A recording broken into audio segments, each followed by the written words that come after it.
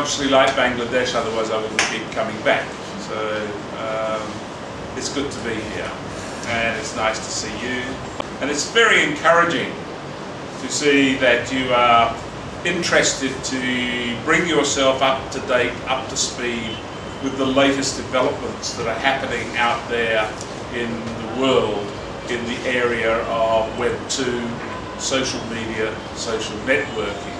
This is one of the most interesting, rapidly growing phenomena in the world. Now, every country seems to have its own patterns of usage of social media. When I was growing up, maybe you had to use a phone, or you had to write a letter, put it in an envelope, put a stamp on it, go to the post office and put it in the box, and then wait for time to get it. Well, that would be fast. I mean, in Australia, it could take longer than a couple of days. In fact, it still takes longer than a couple of days to get snail mail. Now, it's pretty instantaneous. I mean, here's my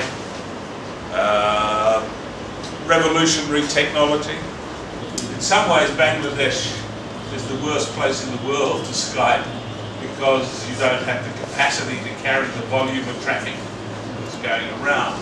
But nevertheless, I've Skyped one of my sons this morning to say hi, go and see your mum, she's not very well, etc. So, you know, this is, if you go from computer to computer, it costs you nothing. If you go from computer to a landline, it costs you about 2 cents a minute. If you go from computer to mobile phone, it probably costs you between 8 and 10 cents per minute, which is a lot cheaper.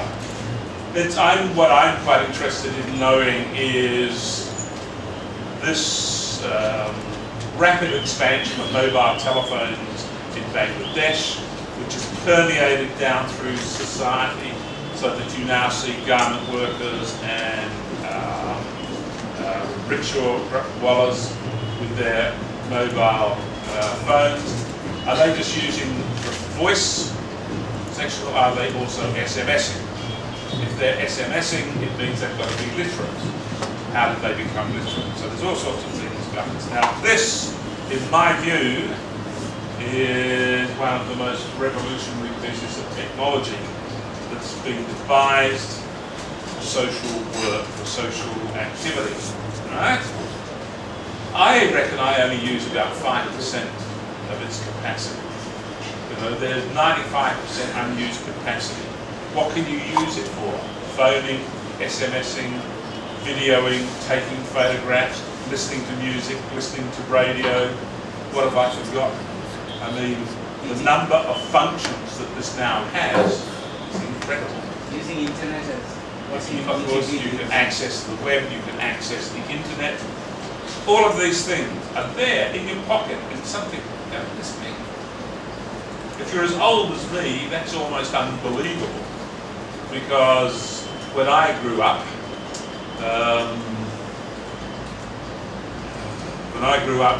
telephones were only for rich people. Right? Not every house had a telephone in Australia.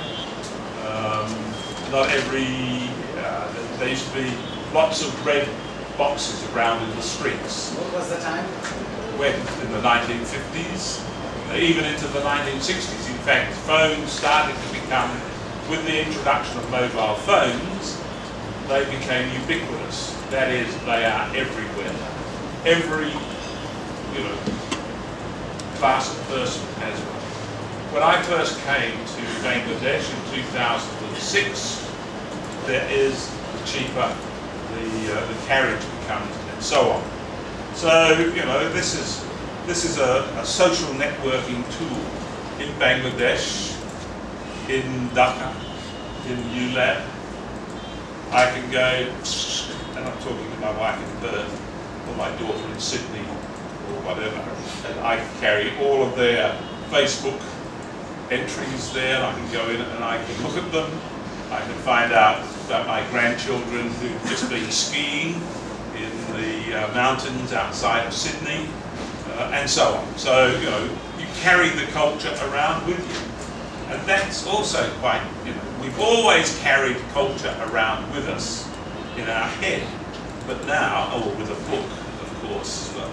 But now, in 1999, I was teaching a class in Australia called Global Communications, because I've always been interested in patterns of global communications.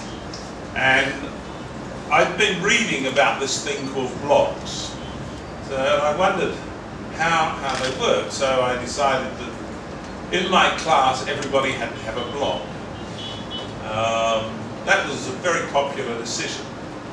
You know, blogs have gone from being sort of exotic to commonplace.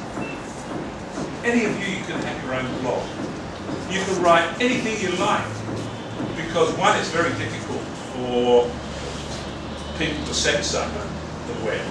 Now, you know, I think, was it last year or the year before, on Facebook, people were posting cartoons of the Prime Minister and the Leader of the Opposition, and they said, oh, no, we can't have this. They tried to take it down. Very difficult. I mean, because they then discovered, well, you know, you can stop Facebook here, but all you have to do is go on into a national link, and you can get it in London, or you can get it in New York. And this raises certain serious questions about ethics. This raises certain serious questions about censorship. What do you do? I'm opposed to those sorts of blogs. Do I think those blogs should be written? No. How do we stop it? Do we practice censorship? And this then goes to the heart of social networking. People who started social networking see it as a free and open forum where all opinions may be expressed, and that there should be no censorship.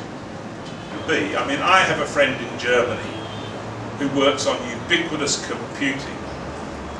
Do you know what ubiquitous computing is? You won't need an iPad, you won't need a desktop, but you will weave into your shirt all of the necessary technology, so that you can just walk around and say, yes, I'm here, how are you, then click, you have a pad. You carry it around with you all the time. Your clothing becomes your computer. You become your computer, right? And he's quite convinced that that is the future of computing. And there are lots of people in America, in universities, in European universities, working on this, and they've done interesting demonstrations of how you can turn this button here into a computer. And, you know, Facebook, I think I read the other day that for the first time people are spending more time on Facebook than they are on Google. And that's interesting. When you have another measure, you know, Facebook is now worth billions of dollars. I don't quite understand that, but it's helped you understand this really fascinating thing. Become part of it. Become missionaries. Go out there and convert people to social network. It's going to create jobs. It's going to enrich your culture and enrich people, it seems to me. So thank you very much for listening.